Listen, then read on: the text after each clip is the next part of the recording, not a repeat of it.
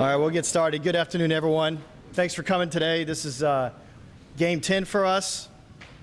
Got Memphis for homecoming, first homecoming on campus in 40 years. A couple things before I introduce CJ. The game this Saturday is sold out. However, there are standing room tickets available for $35 to the general public in different sections of the stadium. We will be sending that out along with the usual TV, radio, internet listings as we have been weekly.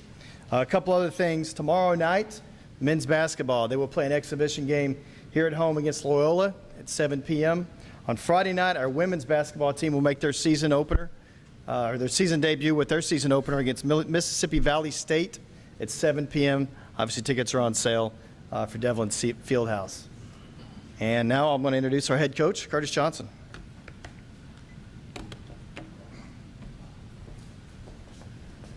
How you guys doing? Thank all you guys for coming out. You know, the weather's not as good. I thought after we won, I thought the sky would be blue and the sun would be shining and everything, but the weather is a little bit dim. But you know what? Going back to Saturday, it was a great win for us, great for our program. You know, especially for me, it was, you know, it wasn't anything personal. It was just to see those young kids come out and play better and better. You know, offense, we didn't have a penalty on offense. We made our share of mistakes, and we didn't play nowhere near as good as we would love to play. But, you know, I thought defensively, Perry Nickerson had a great game. Edward Williams, Royce LaFrance, those guys played well. Sam Schofield. You know, offensively, you look at it, those freshmen, all true freshmen scored for us, including the kicker, you know, with a difference a month make. You know, last month, you know, I almost killed him, and now, you know, he's making field goals to put us ahead. And thought the special teams helped us. And, you know, Tanner played probably his finest game. And this young Dontrell Hilliard kid now, you know, and one thing about, I'm going to admit when I was wrong, guys, I was wrong. Dave Johnson was right. He's been telling me to play him more, play him more, play him more. And all of a sudden, this kid is playing absolutely out of sight. But it was a good win for us. We still made a lot of mistakes. We're still not as good as, you know, we want to be. And, you know, I'm just proud of how those guys came back. They learned from the Cincinnati game, all the things that happened in the Cincinnati game. We got a player ejected. You know, we ended the half pretty bad. We didn't do some things right. And those kids came back and they fought back and they won a hard-fought game. Any questions? Talk a little bit about that targeting penalty, the actual, not maybe the play that Darian got ejected on, but the concept of the rule, you know, whether you feel like it's being implemented correctly. Well, the clarification, I just want some consistency with it. You know, the location of the helmet, one minute it's the crown of the helmet, 1 minute it's the face, 1 minute it's only certain parts of the helmet, and the location of where the targeting penalty foul can be called. You know, if you ask me, it'll be a helmet-to-helmet crown, and that's what I would like it to be. But, you know, here's what we got to do. We just got to start teaching tackling low, you know, like they do in the NFL. You watch NFL guys, they cut them. You know, they cut everybody down by the legs, and we just got to start doing that. You know, that obviously, I see the look on your face. That's not where you want to see tackling go. I mean, talk about your feelings about where the rules are going. Well, I'm definitely biased because I lost two of my best players in 2 weeks because of it, you know. But you know, I just like us to have a cleaner definition of all of it, and just to make sure we're doing, you know, all the right things. That we need to go in the off season and just reevaluate the rule and just make sure it's, you know, it's getting accomplished what it's supposed to get accomplished. Do you think intent should be taken into consideration? Because clearly on Darian's hit, it was almost like an incidental. Not necessarily intent. It's just the affliction of the blow and where the location is and what are you doing with it. You know, if you ask me if I'm targeting somebody to do something, it's kind of like a weapon. I'm using the weapon part of the helmet. You know, you had a 2 running back rotation with Dontrell sprinkled a little bit. Now you got 3 guys. You mentioned it.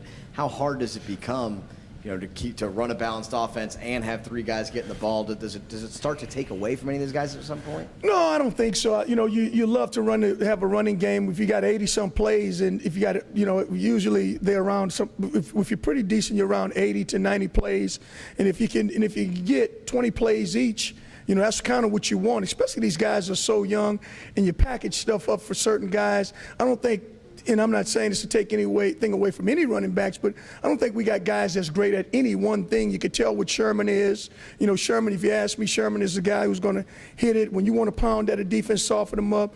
You know, if you look at excuse me, not Sherman, LeCedric. Sherman is the guy who's going to lighten it. You know, he's going to run it. Dontrell kind of does all of it. He reminds me a lot of Pierre Thomas. Great balance and body control, and Dante Butler is a little bit of both of them. He'll get you the hard yards. He has great vision. So I think you can fit all those guys in. With this running back rotation, you know, came into the season thinking that Robert Kelly was going to kind of be a bell cow. You now sit here in the end of November and you've got a ton of options. Do you are you amazed a little bit by the transformation that's taken place? Just shocked at the number of guys how well those guys are playing. If you look at it coming from a year ago, none of those guys had done one thing. You know, LeCedric played a little bit for us a year ago, but Sherman was in a library, hopefully, and Dontrell was looking for a prom date around this time last year, and Butler was just, you know, kind of in and out of a rotation. But I thought those guys fit in well. I like what Eric's doing with them. I like how Dave's coaching them. So, I mean, it's a win-win for us. CJ, you're already playing lots of true freshmen, so that couldn't have been the reason. What were your reservations about playing Dontrell Moore? Well, I just thought, you know, I thought Sherman was just so electric after that first game, and then the next couple of games you got, you know, what LeCedric was doing, and then what was Dante Butler was also, you know, having a quiet but a really good year. So I really didn't have a fit exactly what he was, because you know least about freshmen and you know least about rookies. I just didn't have a fit of where he was and what he was mentally. And the one thing I wonder, I don't like to get the quarterback hit. The protections was a big concern for me with Dontrell, and it wasn't nothing that he did. It was just being a young kid, and you know he's doing fine. Tanner's getting hit less than anyone I've been around. Some of it is him getting the ball off quickly, but some of it is those guys are protecting him. CJ, can you talk about the youth movement with your team, with Tanner and Dontrell and Nickerson with the two big picks? It seems like the freshmen are really stepping up for this team. You know, and I think what we've done, and we've always said we're going to try to play the best players we can, and I just think these freshmen are extremely local and extremely talented guys. We're just happy to have these guys, you know, come in, and they're definitely good enough and they're smart enough. They've been coached well enough, and so they understand the importance of, you know, doing the right things. Sometimes we thought they didn't, all the mistakes we made early in the year, but they're our best players right now, and they're playing well, so, you know, we're going to play them. I know you don't pay attention to spreads, but you were almost a 3-touchdown underdog when you went to Houston. Talk about what a win like that against a team you lost to 10 years in a row does for the confidence of this team. Even though y'all are still 3-6, it feels like you're going uphill now. Yeah, you know what? I think the kids, what they needed was they just needed something something positive to happen to them. You know, some of those games, you know, it was a play here, a play there that just kind of we got blown out because we didn't do 2 or 3 things right, or we missed a couple of we didn't do such things like that. And I thought this was the game that we kind of began to put it all together, offensively and defensively. Sometimes you play your best game and you may lose by 24, but I don't think we've done that this year. And we continue to hustle, we continue to play hard. And, you know, if they're doing that and something like this positive happens, I think Houston is a really, really good football team. You know, you got to take your hats off to those guys, and you're just thankful that it happened. Besides making the guys hold hands, was there something last week in practice that you saw that said, you know what, we're turning the corner? Well, I think weekly we've been kind of doing that. We've been practicing really, really well. You know, you can always tell. They say when Joe Montana and those guys were at the 49ers, they knew they were going to win the Super Bowl because no balls were dropped, very few corrections, no mental mistakes. There isn't very much going on with that. It's just sometimes we just aren't as good or experienced as we want. You watch us, we catch the ball at a high rate. You know, those guys hitting the holes, they run into the end zone. I saw Sherman today for the first time look like the old Sherman. He's running to the end zone, LeCedric running to the end zone. You know, when you're doing that without coaches yelling at you to run and hustle, you know, you're doing something right. Now, I'm not saying we're gonna win, lose, or whatever, but I like the direction we're going in. Coach, you're an 11.5-point underdog at home this week. Do you consider that a slap in the face? No, not at all. You know, I don't know. You know, you look at it, you go, you got 11 players, we got to play the game. I just think, you know, we hadn't been playing very well for most of the season. We hadn't put anything back to back. So, you know, I don't know. We may be a 21-point underdog. I don't know. I just think our kids got to come out. We got to play play the type of ball, the caliber ball that we capable of playing. And if you look at them, they're a veteran team. You know, these are the same guys we played against 2 years ago. All those guys are the same with the exception of the quarterback. And now everybody in the building is almost young playing. To me, the homecoming game almost has a double meaning. You have so many local players and their moms, their cousins, everybody's being in the stands, and your stars, your playmakers are local.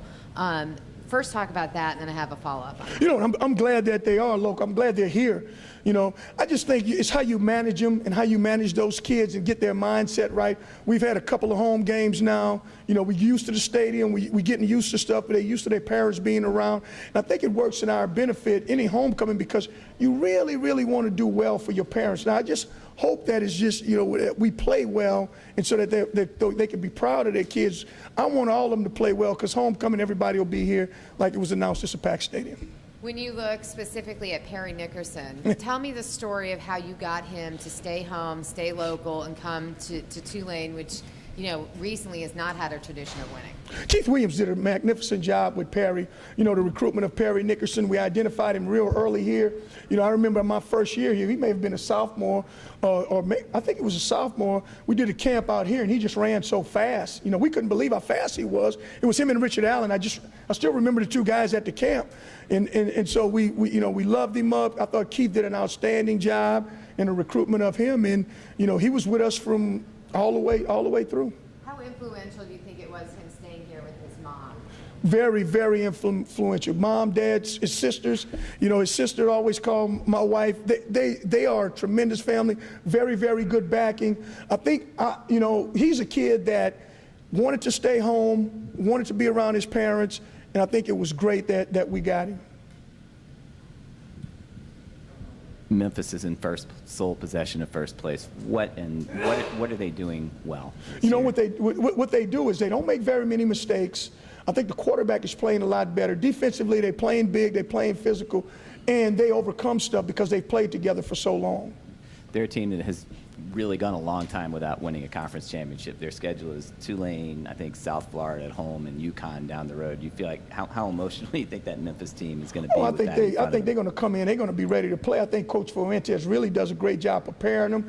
You know, he's really turned this thing to where he wants it to be. He's stuck with those kids, and those kids are really, really paying off for him. You know, I like his team. He has a really good football team. So it's going to be a tough game for us. Do you have any advantage with your son having been there? Does he knows some of these players? He knows a few of them. But I don't think he played very much with them because, you know, they were younger kids, and you know, he hurt his foot and he was done. He never played under the coach or anything. No advantage, you know? No, I don't think so.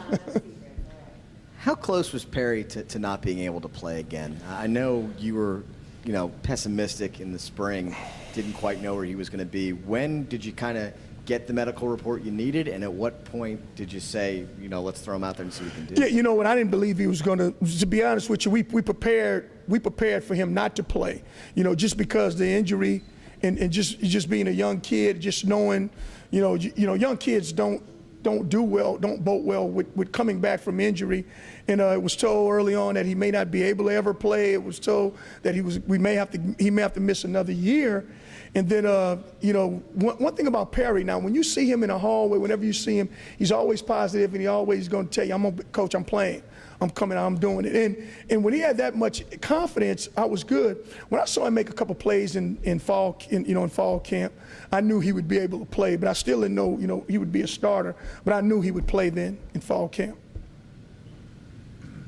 You mentioned about Memphis. What lessons or whatever can you take and from the way they built their program? Coach came in the same year you did. They're now bowl eligible this year. What are there parallels? Or are there things, maybe an advantage they have that you don't? Well, we got it. We had our seniors last year, and they got them this year. And I think that's the way you got to build a program. You come in, we find out who your best players are, what year they are. We had our best players last year, and so now that's what they're doing. If you look at their roster, throughout their roster, he's doing it the right way. They're a senior-riddled team. There's seniors all over, older kids. Those guys have been playing for 3 years, and they took their bumps and bruises their first couple years, and now they're playing well. As much as you didn't want to lose Darian during the game, now that you won, did it tell you even more about your team that that's a huge adversity to overcome. Absolutely. You know, I thought the week before against Cincinnati when we lost Gilbert, our defense just went, you know, you could just see them. They're coming off the field and they're reacting like it was the end of the world. Well, it's never the end of the world. We got 3/4 of a game to play. And so this time it was like just, hey, I heard them saying it, next man up. You know, let's go. And so in a week they've learned a little bit about the difference in, you know, an injury or whatever, or getting thrown out of a game, and how you got to come back and how you got to respond.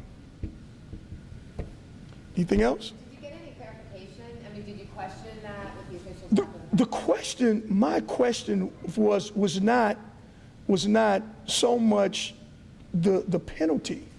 My question was, you threw the flag, and then why would you just go and pick it up?